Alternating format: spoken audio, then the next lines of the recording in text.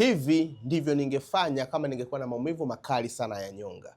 Jambo la kwanza, ningefanya tathmini sahihi ya kujua chanzo cha changamoto nilionayo, kwa sababu mara nyingi maumivu ya nyonga huwa yanatoka aidha kwenye mgongo, yanatoka kwenye maungio na hata kwenye mishipa.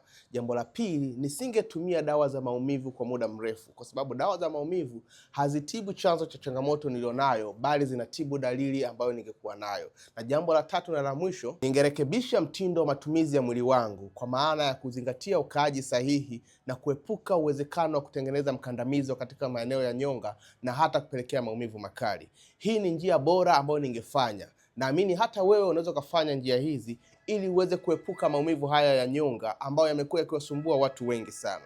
Kama wewe ni muhanga wa changamoto hii, hakikisha kwamba una comment hapa chini nyonga, ama unawasiliana nami moja kwa moja ili niweze kukusaidia kupata package maalum ambayo itajenga na kuimarisha afya yako ya nyonga.